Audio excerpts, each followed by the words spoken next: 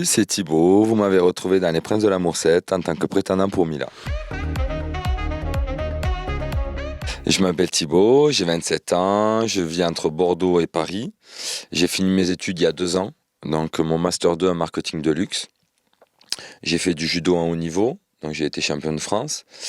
Que dire d'autre sur moi? J'ai fait une télé il y a 2 ans sur un programme de MTV.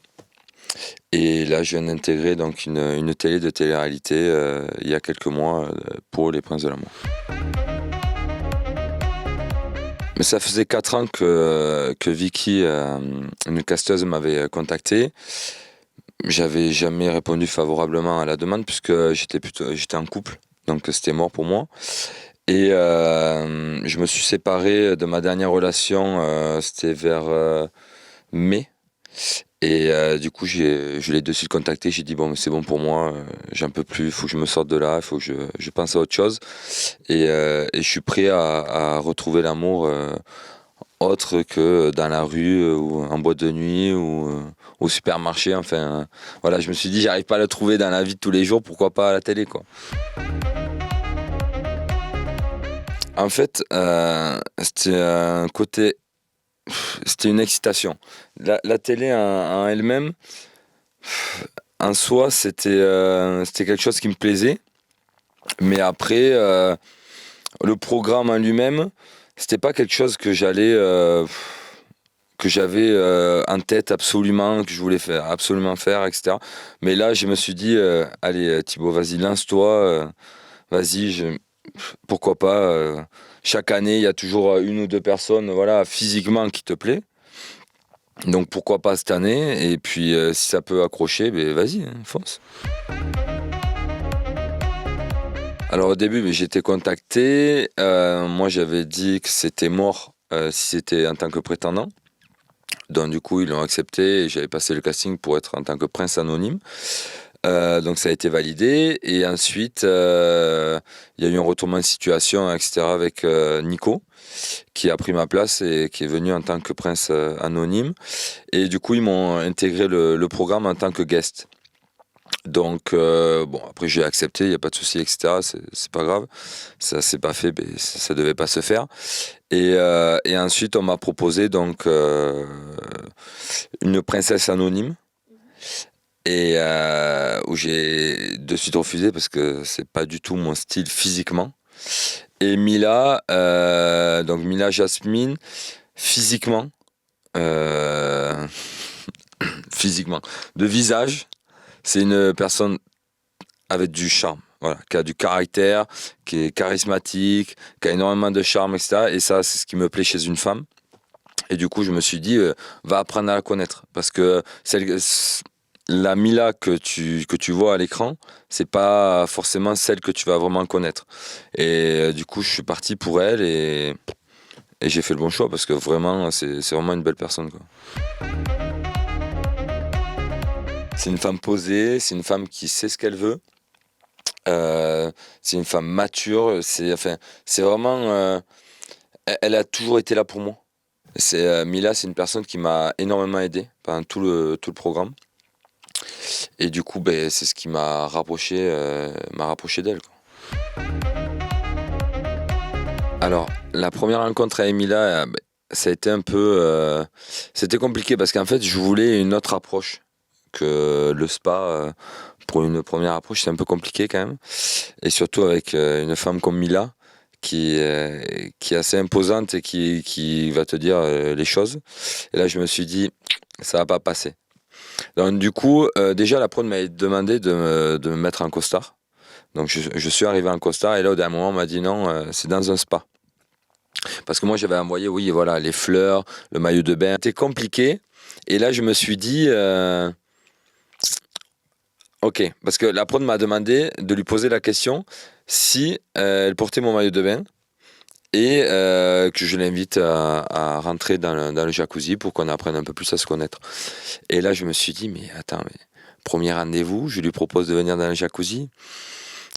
Je sais pas la réaction, mais je crois que ça va pas le faire. Et du coup, j'ai tenté.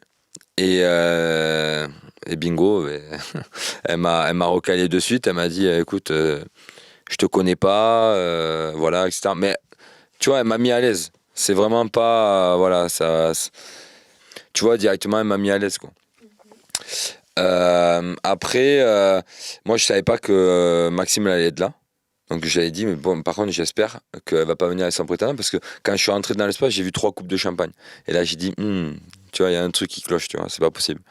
Et en fait, non, non, je te promets, Thibaut, elle arrive toute seule, etc. Bon, ok. Et là, je me retourne, ben, il y avait Maxime, Bobby, comme je l'appelle, et un mec très sympa, vraiment. Mais c'est vrai, il s'est perdu dans son propre jeu, j'ai pas compris pourquoi il a fait ça. Bon, ça fait une histoire, c'était marrant, donc tant mieux. Mais par contre, voilà, ça a joué sa place, quoi. Ouais, je pense qu'il s'est mis une épine dans le pied. Et après, c'était mort. C'était mort parce que c'était déjà dès le lendemain, il y avait l'histoire du van. Et là, je me suis dit, j'étais serein, mais j'avais une partie de moi quand même qui stressait parce que je me dis, premier jour comme ça, on parle de van, etc. Je sais pas comment ça marche. C'est compliqué.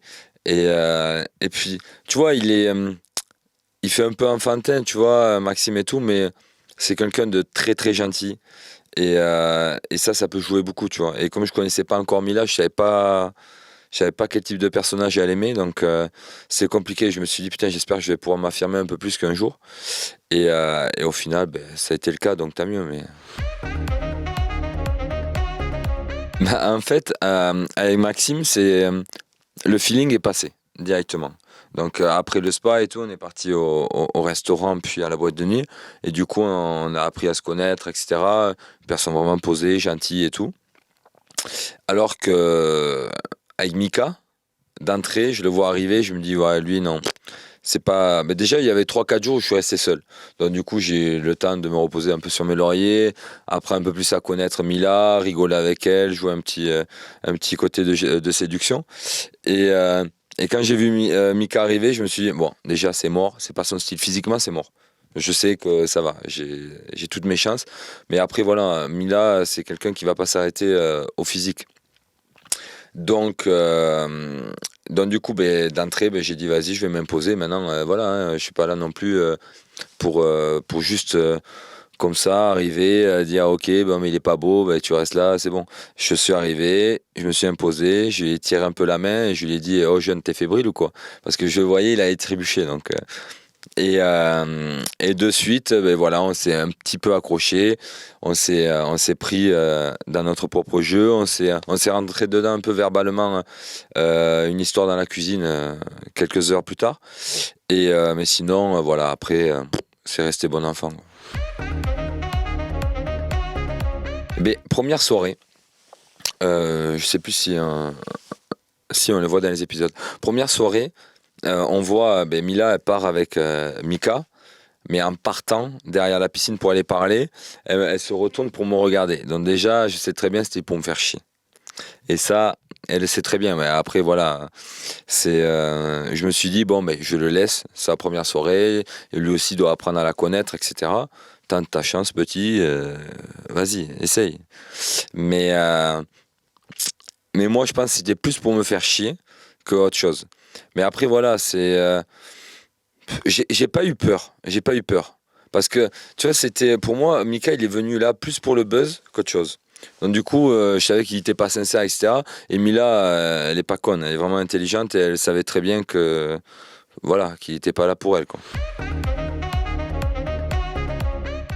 Mais Mila, c'est quelqu'un de très réfléchi, de réservé. Elle va analyser et je sais pas, elle est mystérieuse comme femme. Et du coup, tu sais pas ce qu'elle pense. Si elle t'aime bien, si derrière elle va parler sur toi, ou tu sais pas. Et après, les autres, en parlant avec les autres, Laura, Guira, etc., ils me disaient à fur et à mesure, mais attends, mais mec, elle t'aime bien, ça se voit, tu le vois bien. Là, quand ils sont partis en boîte de nuit, elle a voulu rester avec moi. On a resté à parler 4 heures ensemble et tout. Elle était aux petits soins parce que j'étais vraiment malade. Donc du coup, elle restait à côté de moi et tout. Et puis même, elle a voulu jouer le jeu en jouant l'infirmière, etc. C'est vraiment... Et c'est là où je me suis dit, ouais, je pense qu'elle m'aime bien.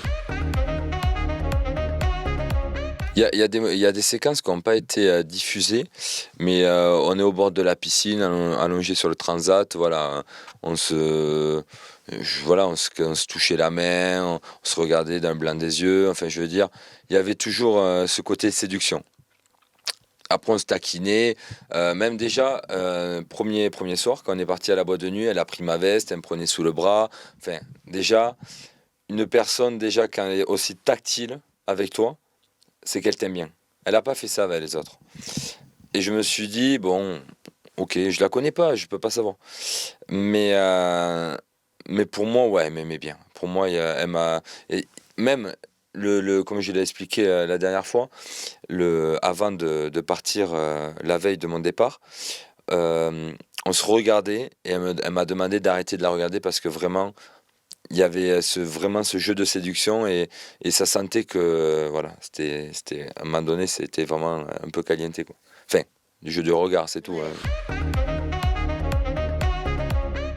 hein. Alors, le switch de Mehdi, je trouve qu'il a amené un peu plus de piment dans notre relation avec Mila.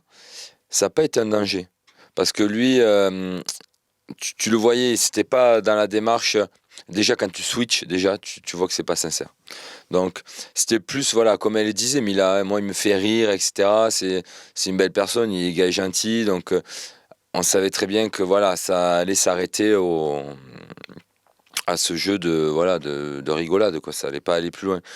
Et moi, j'avais appris quelques jours avant, enfin, la veille ou 2 jours avant, qui switch, que Mujdat est arrivé, enfin, il était à Barcelone, donc je savais que nous, on n'allait pas rester longtemps dans tous les cas, tous les deux, donc non, j'ai pas eu de peur à ce niveau-là. Mais quand on m'a dit il y a Mujdat, je me suis dit, bon, c'est mort, c'est mort. Mais il y avait un espoir en moi. Mais après, on parlait beaucoup à Emilia en off. On parlait vraiment beaucoup. Et du coup, elle me faisait comprendre que voilà, quoi. S'il arrivait, ben, fallait que je parte, quoi. Après, je comprends sa situation, hein, vraiment. Moi, à sa place, j'aurais fait la même.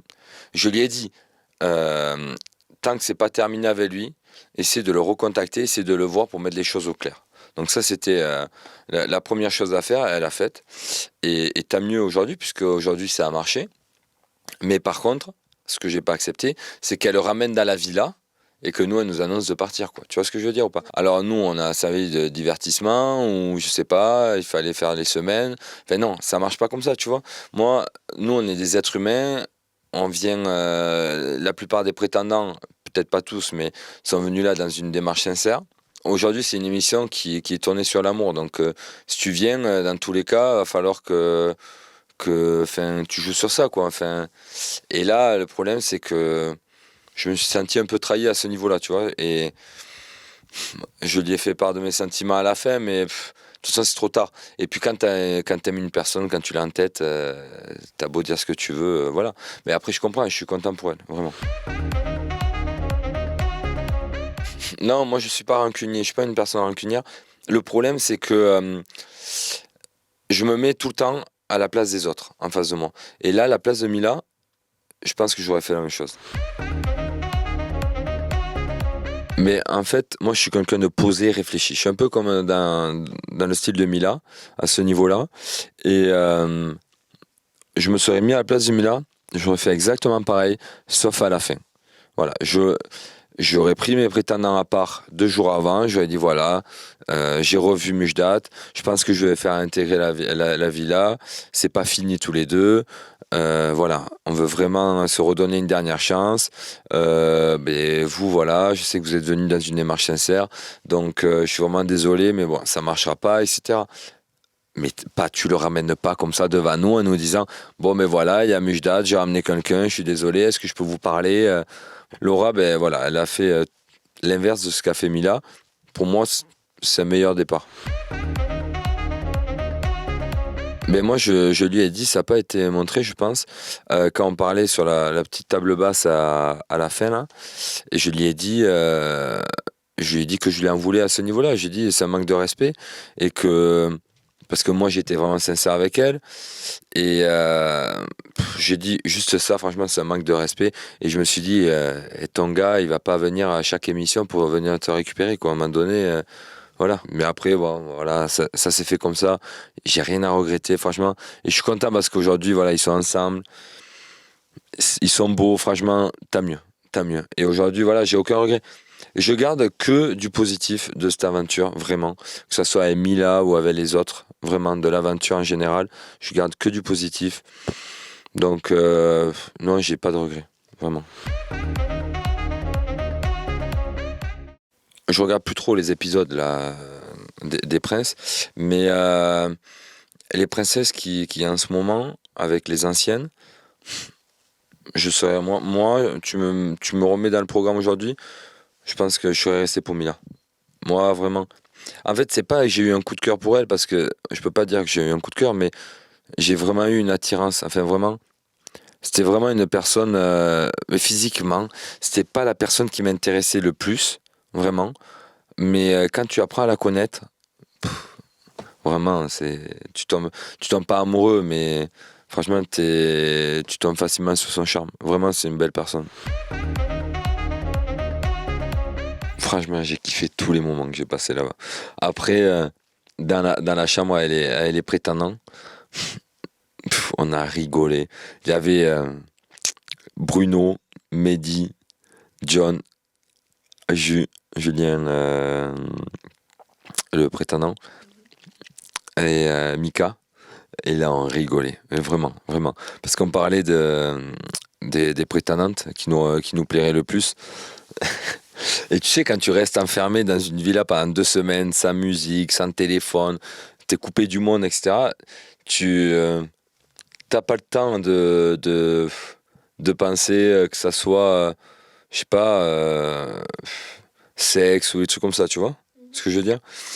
Et du coup, là, on parlait de ça, on rigolait, on n'en pouvait plus. Avec Mehdi, on faisait rire et tout, c'était énorme. Et après, on allait avec les prétendantes, on parlait. Et là, franchement, je vais te dire un truc qui m'a marqué. En fait, c'est un truc, tout va vite. La journée, t'es en tournage, et le soir, tu fais les ITV la nuit. Donc, du coup, tu dors quoi, 2-3 heures par nuit, tu vois, ça va très vite. Et quand tu fais des séquences, etc., tu dois changer de t-shirt, hop, t'es tout le temps, tu te balades en caleçon dans la maison et tout.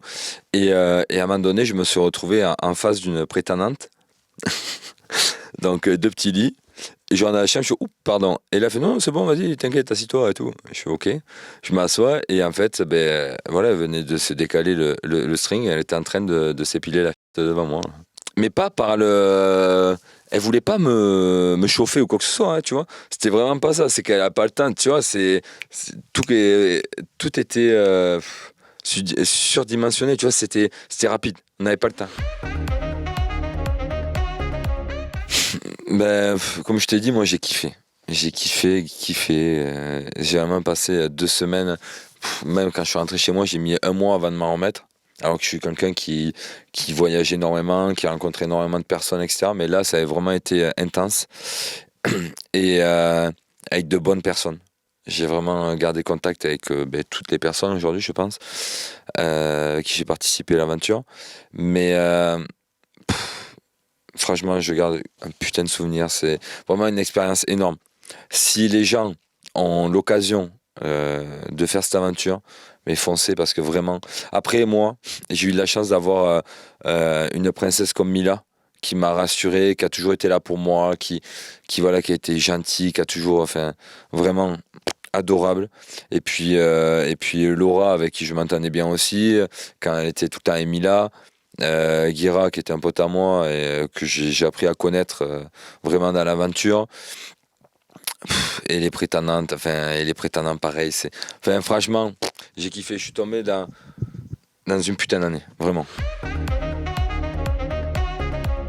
Si on me rappelle à faire de la télé, carrément, ouais, carrément. Je suis chaud à 100%, parce que j'ai vraiment kiffé ben, la dernière télé. Maintenant, à savoir quel programme.